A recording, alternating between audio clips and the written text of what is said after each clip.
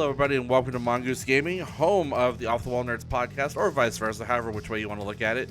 We are doing well, it's just me, it's Off the Wall Nerd podcast. Justin's been having a hard time on the other end. He is actually, last couple months, he lives in Indiana, have been having some really, really bad storms in the Midwest. But him and Ross are both doing fine, just they got to gather themselves. Justin's having a spotty internet connection. Ross is, of course, busy with working. I am too, which is why we're only basically doing one show a month. But hopefully going forward, we're able to do at least one a month, and I will have my co-host back soon. But in the meantime, we're going to be talking about a few shows here. We literally just finished, Leia and I, Jurassic World: The New Chaos Theory show, which is the sequel series to Camp Cretaceous, which occurred between the events of Jurassic World and Jurassic World: Fallen Kingdom. Chaos Theory is taking place between the events of Fallen Kingdom and Dominion. However, I feel very strongly this is going to take us into the events of Dominion and beyond, if they do more than one season, which the hanger we got with season 1 very much leads into a season 2. There are just too many loose ends, but it was a heck of a show. I know I'm going to start with Halo first, but Chaos Theory really upped the ante. I would give Camp Cretaceous like a TVY 7 rating. Chaos Theory, I give it a movie rating PG-13. And I'll explain more on that later. But first show I want to talk about is Halo. I really feel season 2 really, really brought it. A vast improvement on season 1. But so yeah, and there are still detractors. I understand why people don't like the show. It is falling more towards the novel than it is the actual video game. But it's still a good show. And one of the chief complaints is basically, John constantly removing his helmet, not being in uniform, so we see him all the time.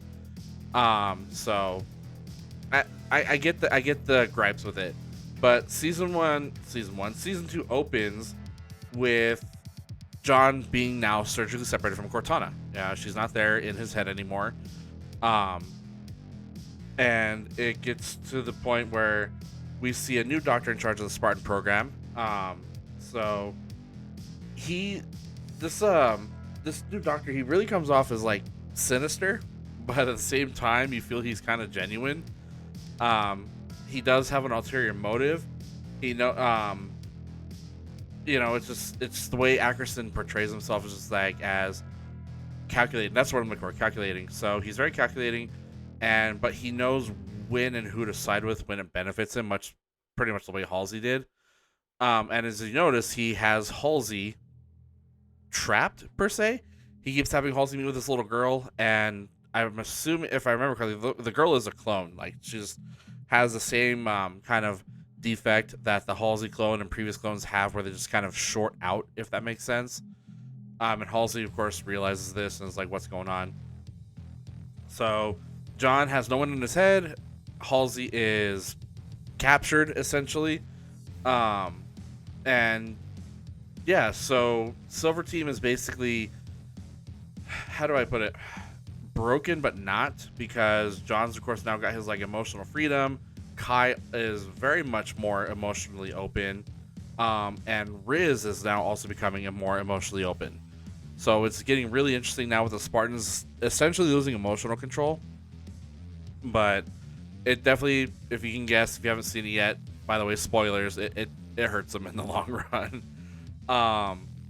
So I will say for 8 episodes, there were a couple fillers, a lot of filler. The episodes, I'm okay with the hour-long length, but, we have Quan back. Not a big fan of Quan. Really didn't need her back. She's kind of being shoehorned in as a Mary Sue. I will say that. Because she didn't benefit season 1 at all. She semi-benefits season 2. It really, really depends how you look at it. But yeah, it gets more interesting with when John notices something on I forget the planet, Vistergard. I don't know how to pronounce it, but that Cobalt team had not been heard from, and of course John, when Silver Team is there initially, that he notices something's up. Like the Covenant is they have cloaked troopers. He of course takes them on. He saves a Private Perez. But of course that team just gets absolutely demolished because they can't see who's coming for him. And then of course he sees Makee, Like, he at this point, it's only him that sees McKee, and now he's tripping. He's straight up tripping like there's no way, because we all figured, yeah, she died. So that was interesting, because again, we saw her die at the end of season 1 when Cortana takes over John. She falls. Not that that's connected, but that's just how it kind of goes on. We see some interesting things, though. We do see that Perez is hailed as a hero after that incident with the Covenant, and of course, John is being chastised.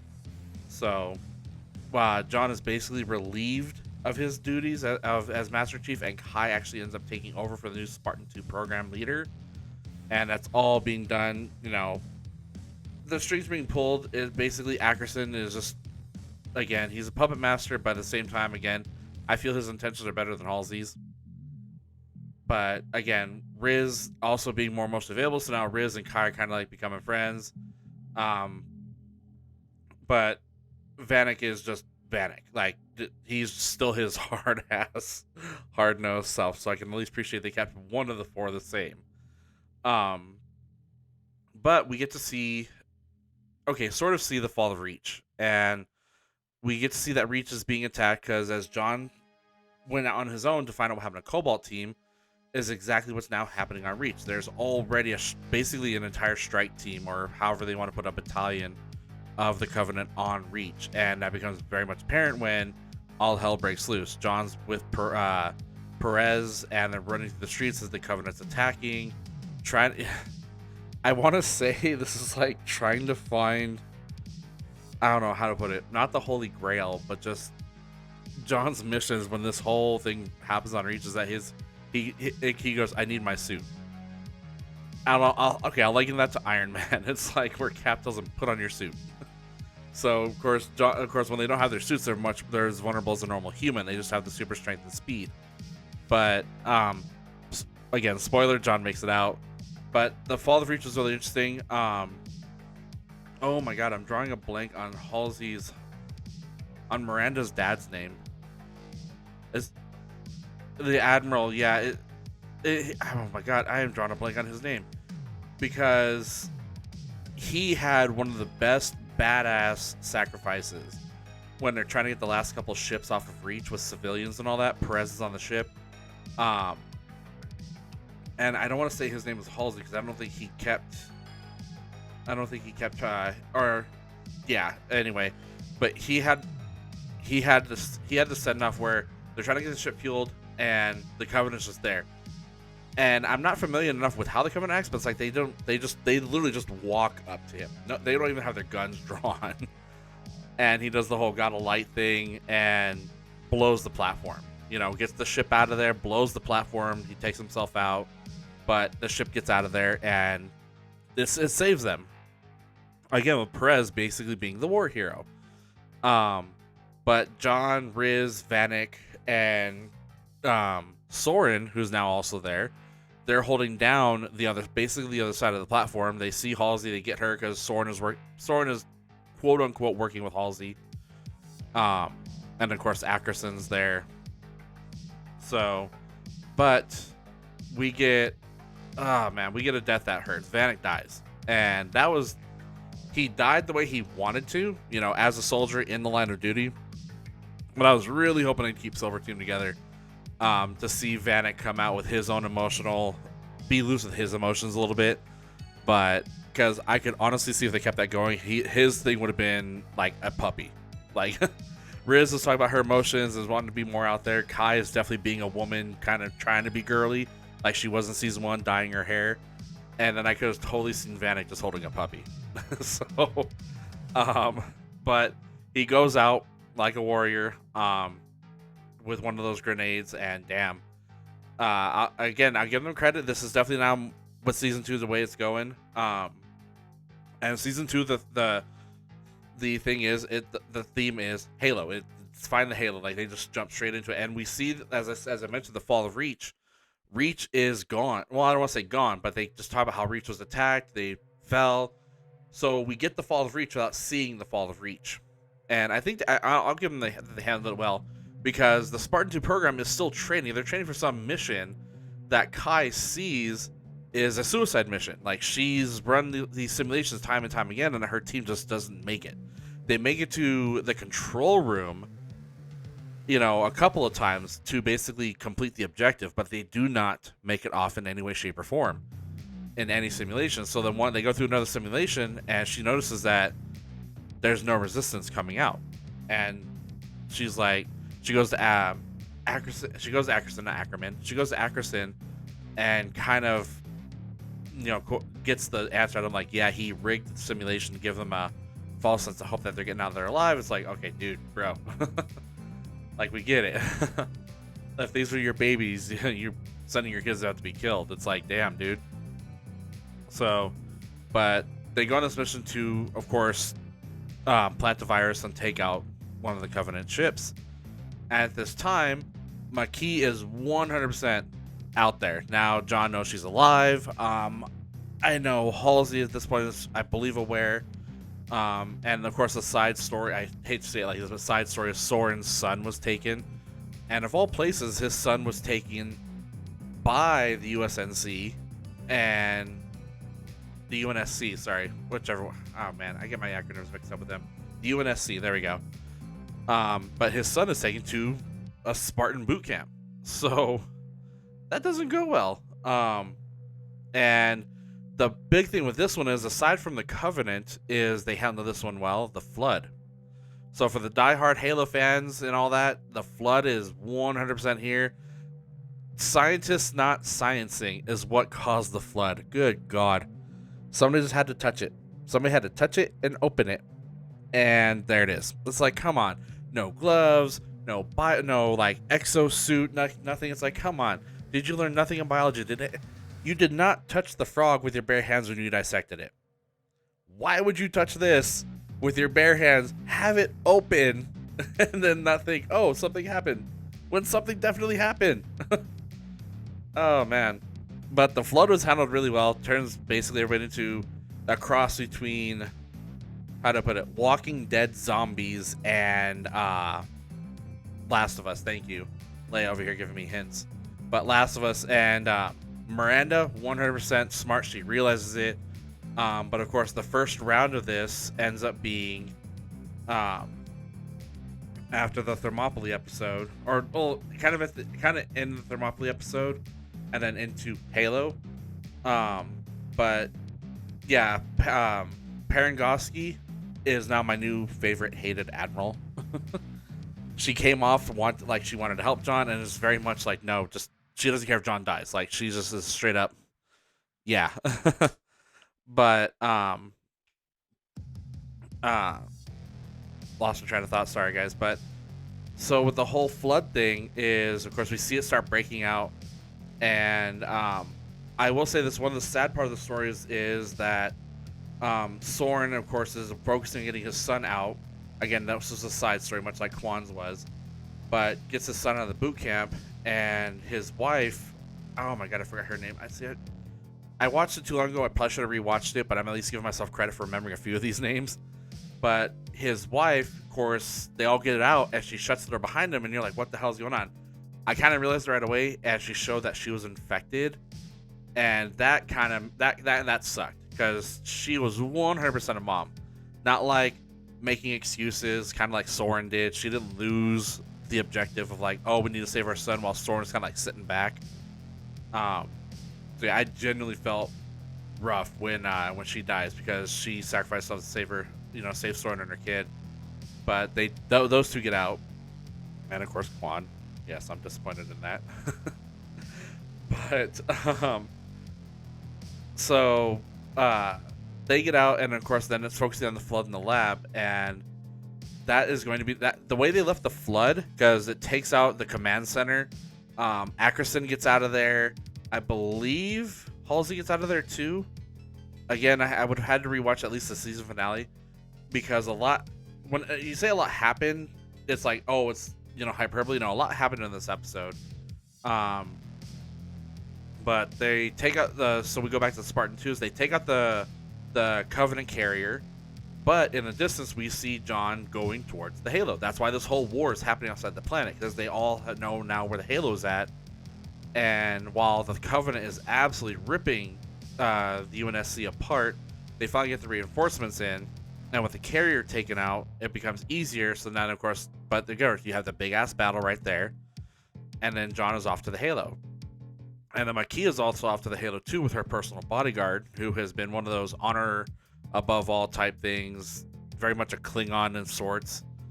But they get to the Halo, and Jon and her warrior, her ward or whatever, no, she would be the ward, her warrior, they fight. And the Halo is what it is. Like, you know, they get to the Halo, and that's, yeah, you hear the ethereal music, and but we hear Jon monologuing or like narrating, and this is all happening with the flood still going on. Mind you, the flood is still there, but Jon is in the Halo. He's narrating a little bit. He does the fighting. He ultimately wins, and Makee reveals that she wants to bring peace. It's like, that's not what she wants. We all know that's not what she wants. She wants to be ruler, essentially. That's how she comes off. But Jon is, like I said, Jon narrating, he's talking to this monitor, whatever. But the show ends with Jon being warned something is waiting for him. And then that's it. Yeah, it ended, I think it ended great. I like the way season 2 ended, and the way it went about the flood and the Covenant. Kind of like, the second the flood hits, you do lose track of the Covenant. Like, what? The Covenant and the flood are both a thing. So, but I like the way they handled the flood. Again, season 2, I do love a lot more than season 1. I still see the gripes, but I feel the gripes should just kind of be like, should just go away. But so, yeah, again, lost my train of thought. I gotta get better at this. Anyway, I give Halo Season 2 an 8 out of 10. I would have given Season 1 a 7. If they continue on like this with Halo, really bringing in the fact that Jon is now in the Halo for whatever it is waiting for him, and then the flood goes the way it should. Hope Kai dies, we riot. No, like, Kai dies, we riot. And I hope Perez stays around. I really like Perez. She's coming to her own in the season after being terrified, feeble, being welcomed back as a war hero, and she knows she didn't deserve it, but she earned her stripes on the Covenant carrier through the simulations and all that. I really hope Perez sticks around and becomes a very viable Spartan 2 soldier. Again, Kai dies, I riot. Kai is, of Silver Team, Kai's my favorite. It's not, I know Jon's like the default Spartan 117, but Kai 125 all the way. So, but that's it for Halo. Again, kind of a quick review on that one. If you haven't seen season 2, definitely go watch it. If you have seen season 2 and you're listening to this, cool. If you haven't seen season 2 and you're watching this, what's wrong with you? I spoiled most of it for you. But I didn't spoil all of it. There's still a lot of stuff I didn't touch on. Again, a lot of it, I don't want to say filler, but just to compact basically 8 hours of content and review it in about 15 minutes. There's still plenty of show to watch. There's still some good points in there. Again, Quan has a backstory, along with Soren, his son Kessler, his wife, their backstory. But it's definitely worth watching. I do recommend season 2 for the Halo fans. Next up on my list, as you see, I'm kind of going bottom to top. I have Bad Batch, and Bad Batch was the final season, and I will say they handled it well. Probably will admittedly say a couple episodes too long. The problem with half-hour shows like this is that they do tend to have a little bit more, I'll use Ross's word, interlude than most shows. But I think it was about 14, 15 episodes. Or I'll say 14 because I know the season finale was about 45 minutes long. So there's that. But Bad Batch starts off with Omega being on... damn, I can't remember the planet name. I am sucking at this. But she's on the facility that she got taken to, and she's being tested with all these other clones. Crosshair is there. There are these other kids there. And she's basically a helper / victim test subject of this. Because if you've seen the first... Well, I won't say first 3. If you've seen 7, 8, and 9, you know that this research, along with Mandalorian, is basically the research that is cloning Palpatine.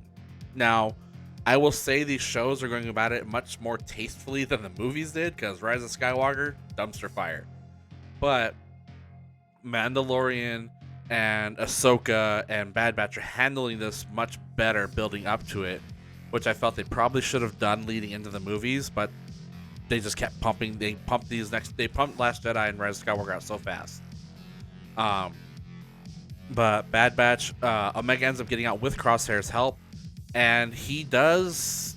Crosshair is Crosshair, and you can tell though that he not owes Omega, but realizes that that's the Hunter and Wrecker and Echo are still his brothers, so he can be trusted by them again. Like, they can trust him; he does earn it. But when I say trusted by them, I mean only like Hunter will trust Crosshair, so will Wrecker. But then I would not, if I was not Hunter or Wrecker, I would not trust Crosshair. But he gets out. Omega and him help each other out. Of course, Batcher, she named the vicious raptor / dog type thing. But they get off the planet and are able to then, of course, rejoin Hunter, Wrecker, Echo off doing his stuff with Rex and the other troopers. So they're doing that, basically covert missions, and they get to this planet where they're able to hide out.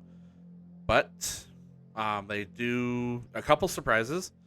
Asajj Ventress makes an appearance. And she's not a Sith. She's not a Jedi. She has 2 yellow sabers, which are technically Guardian lightsabers. If you're into the hardcore Star Wars lore, those are Guardian sabers. And she's attempting to teach Omega how to use the Force, because Omega, surprise, is Force sensitive.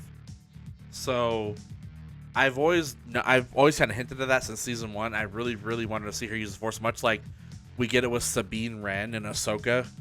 I was hoping Omega would develop a little bit more with her Force ability as well. But yeah, but of course they get found on this little planet, because then the Empire sends out their own little bounty hunter, which you never see him take off his helmet, but you can very much tell it's got to be like a clone of Crosshair, or like a Crosshair-esque person, because this guy is a sharpshooter. He is covert. I mean, Hunter is one of the best out there, and he gets by Hunter, so it's like, this guy means business. They capture Omega, take her back to the secret base. Tatanus, thank you, Tatanus. I didn't even have to look it up. I just remembered. Of course, and nobody knows where Tatanus is, so they have to actually really, really try now, because of course they're not gonna leave Omega behind. They bring out Rampart. They get Rampart out. They bust him out, and you can't trust Rampart. That was proven. But Rampart does help them for his own benefit, because he helps them, they help him. Quid pro quo. But they get to the planet, and Omega's now, of course, back there with these other kids who are all Force sensitive. They're being tested. The one doctor, oh my gosh, I forgot.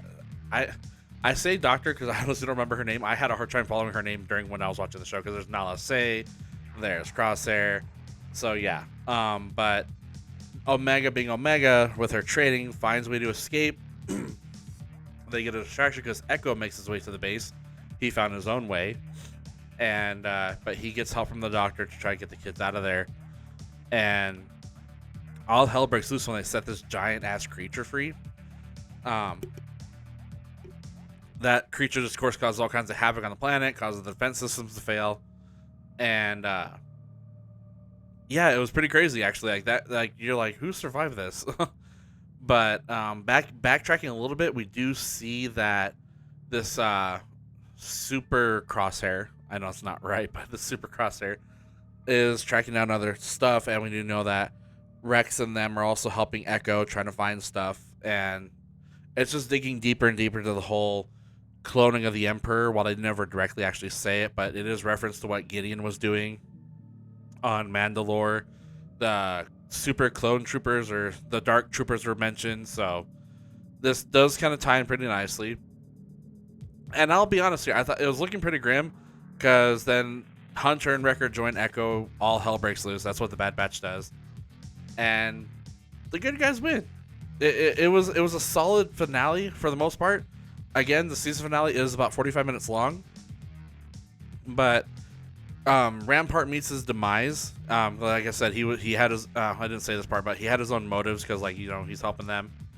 He tries to steal the information to get get back in good favor with the Empire, I guess, because he's seeing what they're doing. He's seeing Omega's file, the other kids, all the other troopers they have, and Nala Se walks in, and while Rampart kills her, he doesn't notice the grenade she was holding, which she manages to press and activate before she's shot. And there you go, Rampart's gone. She basically blew up the data center. But we know this research isn't dead because somehow Palpatine returned. But that's kind of what we're looking at there. So, Hunter, Crosshair, Wrecker, they all get out of there. They get Omega, and they come back to the planet, and they basically live their lives. So flash forward, and all of a sudden we see a grown woman walking to a ship, and all of a sudden we see a very grizzled old Hunter sitting next to the ship, and Omega's all grown up. Like, I'd have to say, like, late 20s. Like, a lot. I know they made sure a lot of time passed because she mentions helping the rebellion. So this is definitely, I want to see around. Hold on, let me see. The XU Order 66. That was after episode 3. So this is definitely territory where she's old enough to know what she's doing with the rebellion. So this is definitely episode 4, 5, and 6 territory from New Hope to Return of the Jedi. And Hunter is an old man, trying to do the whole sneak. It was a cliche, sneak away. Oh no, there's Dad, or basically her brother, basically. But it was really cool to see that. So there was a jump there, and I think with bringing her as an adult, there's a slim possibility we might get her might see her later on. She is technically Boba Fett's sister. As far as cloning goes, she was an unaltered clone herself, or so we thought, but it would be interesting to see them if they do bring back Boba Fett, because they're doing the Mandalorian movie. You'd have to bring back Tamora Morrison as Boba. I would hope Omega comes back and that they get to meet, because that would be cool. That was one of those storylines I'd like to see. I get why they wouldn't do it, but who knows. But Bad Batch ends pretty well. For 3 seasons, it was a solid story. Tech was definitely one of our favorites. Tech didn't make it through. But of course, love Echo, love Wrecker. Wrecker's the big lovable oaf of the group and definitely brought it.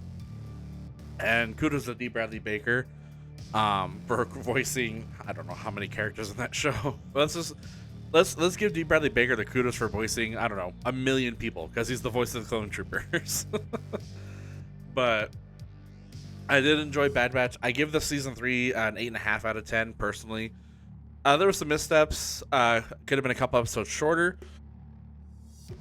but overall solid final season to the show. And again, I hope some of these characters manage to make it into the Mandalorian movie. Ahsoka, I honestly don't. I have to go back and look. I don't think we've got a chance to talk about Ahsoka finale. I think we did last year when it ended. But Ahsoka ends with Ezra being brought back. Grand Admiral Thrawn is now back in the Prime Galaxy. Let's just call it the Prime Galaxy. He made it back with Ahsoka, Sabine, and them trapped in the other galaxy. So there is that. I don't think the Mandalorian movie may address that. We'll see. It is called The Mandalorian and Grogu. Go figure. But if we get an Ahsoka season 2, that'd be a good way to tie it up. Bad Batch was a good way to tie it up, but Omega is part of the rebellion. Again, maybe we'll see her meet Boba. But if you haven't seen it and you listen to me talk about it, again, I didn't spoil it as badly as I did Halo. There, again, 14 episodes, a half hour each, 7 hours, summed up again in about 10-15 minutes. There's some fun episodes in there to go watch. Definitely a lot more story. The kids, of course, play a vital role in getting Omega out. They all do get out, and they all do, I think, find their families. They are reunited in some fashion, but all the kids get out. So, but again, Bad Batch, I like it. I may rewatch it here in the future. But for now, it's done. We'll see what they do next in the Star Wars universe like this. Right now, Star Wars has Andor was last year or year before. Andor season 2 is either this year or next. The Acolyte is coming out. Tales of the Empire I have not finished. I, however, do highly recommend Tales of the Empire. It is, of course, the opposite of Tales of the Jedi. But Tales of the Empire first episode, very, very dark. This is when I say this is not your dad's Star Wars. This is not your dad's Star Wars. But definitely give Tales of the Empire a watch. And as you guys can see on my next one, there was no easy segue. But Jurassic World Chaos Theory, as I said earlier, this brought the thrills and chills and intrigue just absolutely asinine more than Camp Cretaceous did. Camp Cretaceous, like I said, was the Y7. Let your kids watch it. You know, watch out for the scary dinosaur. Chaos Theory is if your kid was still that 6-7 years old, don't let them watch Chaos Theory. Chaos Theory was like how Rugrats you watched as a 5-6 year old, and then Rugrats all grown up is like where you were at 12 and 13. Like, oh, I can relate to this. Camp Cretaceous was fun, was cheeky fun, a little bit of scary. Chaos Theory is very much, I will honestly say, if you're not prepared for it, like if you didn't watch the trailer, it'll shit your pants. Because they start off, Brooklyn's dead. And I stress when I say Brooklyn's dead, it's not like Darius is in the episode, you know, like they see Brooklyn died. You hear her die. Like, I'm not kidding. You hear the blood-curdling scream. There is a pile of blood. In the first episode, we see all of this, and you're like, what the hell? And, like, my son loves everything Jurassic. And when he was watching Camp Cretaceous, he was 2.5, 3 years old. Now he's 4.5 years old, and sitting there, he is my son, sitting there glued to the TV. But you hear Brooklyn being killed, blood-curdling scream, like, okay, this is you know, rough. It doesn't stop there. They are being targeted. The Nublar 6. They basically have an assassin after them that is using the Atrociraptors you see from Dominion. This is basically their trial run, if you will, because again, this takes place before Dominion, or at least leading into Dominion. And yeah, it's just like they basically have a pack of Atrociraptors following them. And we get Darius at home, has you know, his alarm system. You see cans and all that. And Ben visits him. A very, okay, how do I say this without sounding gross? A very hunkified Ben. Like, holy crap. I get kids go through growth spurts and all that, and I get where they were going with this with Chaos Theory, but Ben's hot. Like, every time, like, Darius is like, wait, I have to look up to you. You know, when Sammy sees him, when Yaz sees him, even when Kenji is like, they're like, dude, did you leave growth for us? Like, did you let us grow up a little bit? So yeah, Ben is very much a hunk at this point, and he's the one who finds out on this, like he said, dark web, the dark Jurassic, that they are being targeted. That unfortunately Brooklyn was the first to go, and then Darius was next because Darius is a prank call, if you will, and of course Ben's like, that wasn't me, and so he's like, they turn the lights off, and here come a pack of Atrociraptors. Spoiler, they get out, but they of course escape the Atrociraptors. Then the mission is find the rest of the gang. So they gotta go find Sammy first. Of course, we get reintroduced to Bumpy. Bumpy is living her best life on a ranch. But of course, the Atrociraptors follow them there. Because at first Ben thinks somebody's following them. It turns out not really. Nobody was following them on the highway when they escaped, but they get to Sammy's.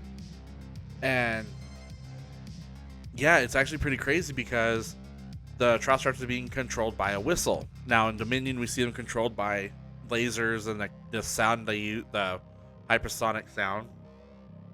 But the Raptors, of course, get to Sammy's ranch, and Sammy gets out. Of course, then they're all in Ben's van. Well, we get our first look at this lady who's controlling the Atrociraptors, and I honestly think she's got to be.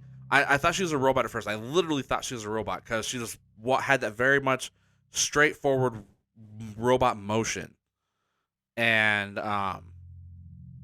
yeah, it was very creepy. But she calls the Raptors when, you know, she knows the Raptors aren't going to get them. You hear the whistle, and they jump into basically what looks like a water truck.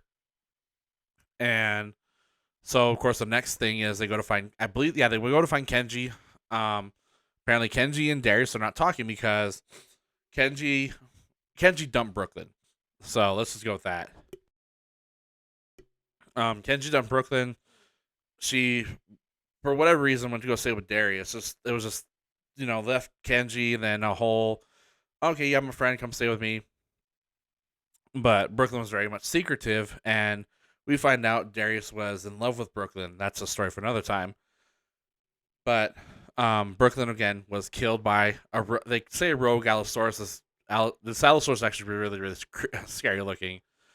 But they get to Yaz, and Yaz is living on this dinosaur-free island, which very much evokes, I want to say, Quiet Place too, where like they get to this remote island where the aliens aren't there.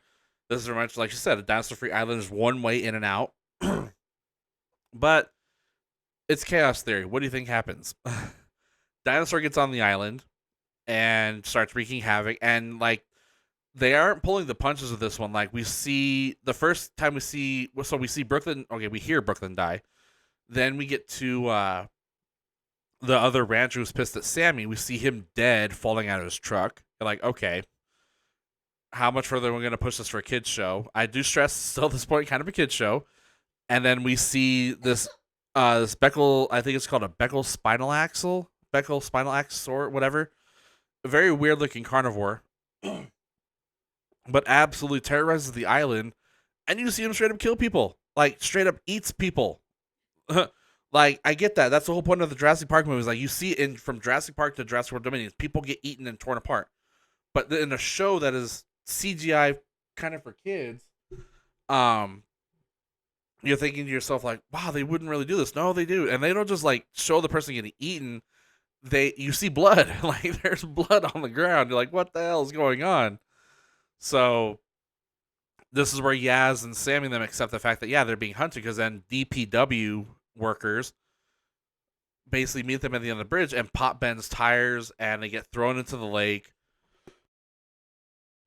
So now they know officially they're being targeted. While that's going on, Kenji and Darius are working out their issues, and very much brothers fighting, but they get past it. We get a little more backstory in the whole Kenji Brooklyn thing, then Darius and Brooklyn, and Darius is doing something that's very, very tragic. He keeps calling Brooklyn and leaving her voicemails, right? And then when we finally realize that the audience, knew Brooklyn was dead, but we, or we didn't know at this point, kind of, it's because the way they're playing it was very well done. But then we realize Brooklyn's dead, and Darius just keeps calling and leaving her voicemails because her phone's still on. So yeah, it's very tragic. It's very much that side of a guilty conscience, and you feel bad for Darius because he feels it was his fault she died. In a twisted sort of way, it kind of is, but they all reassure him that it wasn't, because Brooklyn was targeted. So Darius and Kenji work their stuff out, but of course now all the campers are separated. Ben ends up jumping in a trailer with Bumpy because he finds out Bumpy was captured. Yaz and Sammy also break off, so they're all trying to get to this dock area and finding out that these dinosaurs are going to literally dozens of countries all around the world. Again, this is what happened in Dominion. This is happening after Fallen Kingdom, so these are probably all the dinosaurs that were sold in the auction from the Lockwood estate. But at the same time, given what we're seeing, we see the Triceratops. This is very close to also the beginning of Dominion. The season finale episode was titled "The End of the Beginning." So they're going through this warehouse. They see all these dinosaurs, and we get some sad news that Bumpy is very, very sick. Like, they wrote "deceased" on her cage. So of course Leia's freaking out. She's ready to cry, but we find out Bumpy's just pregnant. Sammy may not know a lot about dinosaurs, but she knows something about to lay an egg, and she went over there and Bumpy laid her own egg. Now, for accuracy, this dinosaur would have laid like 7 or 8 eggs, but it's the show, whatever, 1 egg. But Bumpy Jr. But so we get the egg, so Bumpy's gonna be fine. But then it really starts kind of getting to the point where we knew backtracking the first episode, Darius worked for the DPW, didn't work for them anymore. They keep trying to bring him back like his old boss. Hey, come work for me again. But So when they all figure out, like, okay, yeah, they're being hunted. Now, technically, they still don't know why. They now know who, well, at least the creepy, no eyebrow robot lady. But they're they're in the warehouse with all the dinosaurs. She gets there, and the head of the DPW, this guy's name is Cabrera. He, of course, only said that the Allosaurus was supposed to scare Brooklyn, not kill her. So then, of course, they accuse him, like, oh, why'd you send the raptors after us? And then he's like, wait, what do you mean raptors? He didn't send the raptors either. So now it just really is like, okay, who's controlling this robot lady? Who's pulling her strings? Because she's not pulling her own. Now, for those of us who have seen the movies, we have a very good idea. It's very, very likely it's Dodgson at Biosyn. Now, Biosyn is never actually directly mentioned in the series right now, at least in Chaos Theory. He was in Camp Cretaceous. But apparently, now we're going to stop here because there's now, when we say Chaos Theory, this is Chaos Theory. Kenji's dad is in a halfway house. Kenji goes to see his dad because Brooklyn's last known locations was Kenji's dad's halfway house, and Kenji's dad pulls the whole trying to manipulate him. Join my new company, and I'll tell you, like, really, oh man, really plays him badly. But Kenji stands up to him and says no. As much as he wants the truth what happened in Brooklyn, he tells his dad no. But Darius is like, it's quiet. And all of a sudden, the audience knows, Darius knows them. We're like, oh, crap. And sure enough, we see Kenji's dad's guard dead. And then we hear the whistle. And yeah, the Trials Raptors attack. And Kenji's dad redeems himself. He sacrifices himself to save Kenji. And what is because the Raptors weren't, you see, the Raptors do not target Kenji's dad. They go around him to go after Kenji and Darius. He tackles grabs one of the Raptors' legs, and so then she calls them on him. And yeah, like, that was actually pretty rough to watch because when I say they kill people, holy crap, they're killing people. This Kenji's dad was killed in the same way that guy was in Jurassic Park 3. The claw right into the back and stripped down. So, and they eat him. Like, you hear a couple of chomps, and it's like, oh man. And Kenji sees the whole thing. Like, it's bad. But they get rescued. They get out of there, and now they're at this shipyard. And some of the dinosaurs have already been loaded on the ship. So again, they still don't know who's pulling the strings of the creepy robot lady with Atrociraptors. But they escape that, and again, chaos breaks loose on the dock. A lot of the cages get broken open, so of course the dinosaurs get out, and we see I can confirm if I look it up, but if I'm going off of what I saw, that was Big Edie causing havoc, and of course the Atrociraptors are now, like, while they listen to the whistle, they also have to, like, fend for themselves, so they're fighting Big Edie. There's a Carnotaurus out there. There's a bunch of herbivores running around, Pachyrhinosaurus, Parasaurolophus, and the kids are just trying to get out of there. And the Velociraptors are looking for them at the same time, and yeah, it just, like I said, chaos breaks out. So Darius had been on this whole mission the entire season to get this Allosaurus that killed Brooklyn. Like, he's vengeful against the Allosaurus. It's like Jaws. It's like, going after the bear that killed someone in the village, whatever. But he realizes it's not the dinosaur's fault. But he sets the Allosaurus free, a la Claire Deering setting Rexy free in Jurassic World, and gets the Allosaurus to help break up the fight, so to speak, or distract the dinosaurs more. Big Edie, the Raptors and the Allosaurus are just no match for Big Edie because she just tears them down. But it's enough of a distraction to where the Allosaurus is like, okay, he got my ass whooped, gets out of there. And then the Velociraptors kind of lay down. Like, honestly, I feel one of them should have been killed because Big Edie kind of chomps down on them, throws them. Like, okay, one of those three is dead, but all three of them live. So, but we see at the end that the Nublar 5 are kind of getting themselves set. And but we see her call the Raptors. She's got her lead Raptor, the white one, very much tired, very much hurt, and then she sees the other two, again, tired, hurt, and so and of course the sirens are coming in, so it's, police and all that, whatever. And So she just calls them off. And so you can tell she cares for them. Those are her babies.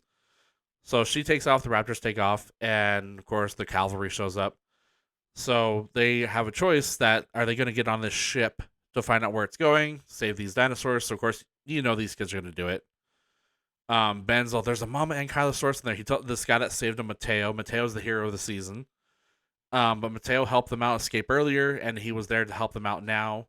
And so he tells Mateo, hey, take care of this Mama Ankylosaur. Her, the egg is with her. So he makes sure, he's a former DW employee. He helps them out. Kids jump on the ship, and you see the ship sail off.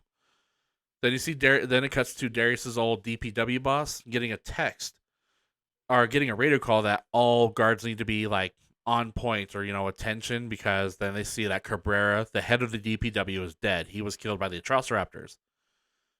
So Darius's old boss like, okay, but then she gets a message about Cabrera dying, and it's this person sending a message from the Dark Jurassic site. And spoiler, Brooklyn's fucking alive. And not only is Brooklyn alive, Homegirl is just like, what? Okay. When we found out Brooklyn was alive, she was already into some shady stuff. Like we said, the last known location of her was Kenji's dad's halfway house. Homegirl was working on a deal with him because they go to Brooklyn's secret apartment, find her secret stash with a handwritten note from Kenji's dad with like millions in a duffel bag. So she was actually going to buy a flippin' dinosaur, and it wasn't the Allosaurus that killed her. We don't know what she was going to buy though. So she was working for Kenji's dad. It's like, wait, what? And we went from seeing Brooklyn in like the flashbacks in the beginning of that season, her short but nicely short colored hair, her very energetic self, and then all of a sudden we see this at the end of the season. Brooklyn's basically got this half buzz cut going, like, okay, and she's missing half her arm. So the Allosaurus run-in was, the Allosaurus ate half of her arm. The blood we see in the scene, like, I'm not kidding, you see a puddle of blood, and it's obviously probably losing her arm. But, yeah, so Brooklyn's alive. The whole season, I'm not even kidding, up until the last 5 minutes of the episode 10, Brooklyn is dead. That's all. And you're just like, what the hell? And they make Brooklyn to be kind of like the villain. Or okay, not a villain, but definitely not Brooklyn. Not the Brooklyn we know. So she's the one on the Dark Jurassic talking to Darius's old boss, who doesn't know it's Brooklyn. She's just like, oh, thanks for the heads up. But Darius's old boss isn't evil. She's just trying to do her job. So, oh man, it was it was a bit of a definitely cliffhanger. Definitely cliffhanger. A mind fuck that Brooklyn was alive, missing half her arm, and who knows what she's up to. If she's working like somehow trying to bring a Manticore, or she is directly working for Biosyn, or she's just doing her own thing where all of a sudden now she wants a dinosaur, or at least working on something that she clearly made everyone think she was dead and just isn't helping them.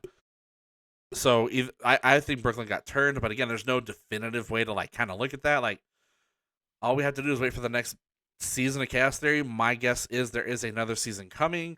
Nothing has been official other than just this one season so far. But my guess is, with the way they did Camp Cretaceous, seasons 1 through 5, I will not be shocked to see a Chaos Theory season 2. It's just a matter of when.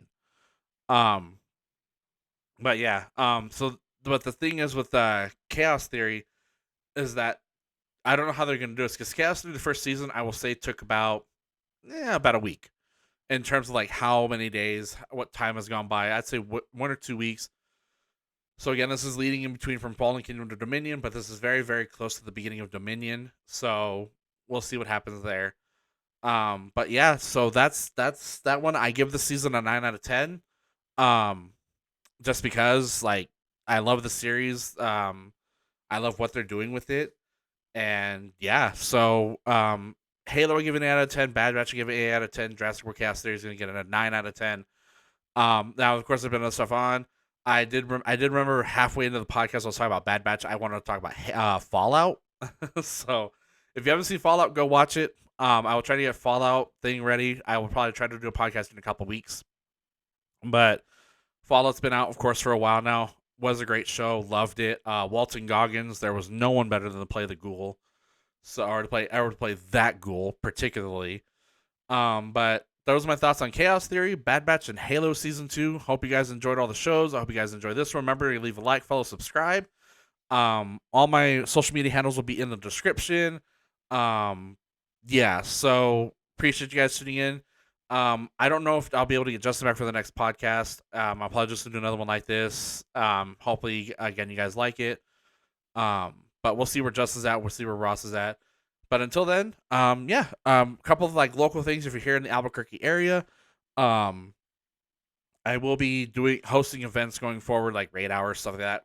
Stuff you guys already know. My work at California Pizza Kitchen, we will be sponsoring food for some of the events. So, like, if you guys show up for raid hour, again, this is also my Discords and my the campfires I'm in. I don't want to say my campfires. I'm just in two, but I'm in the Albuquerque ones.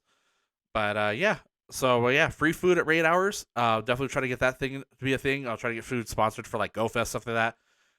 So just remember, like, follow, subscribe. If you guys have your own thoughts on these shows, if you guys have seen them, if you guys like them, disagree with me, I don't care. Leave a comment in the comments. This will be posted up to my YouTube. Obviously, you know that if you're watching. But again, appreciate you guys tuning in. I will catch you all in the next podcast or my next video. So until then, I'll see you all later.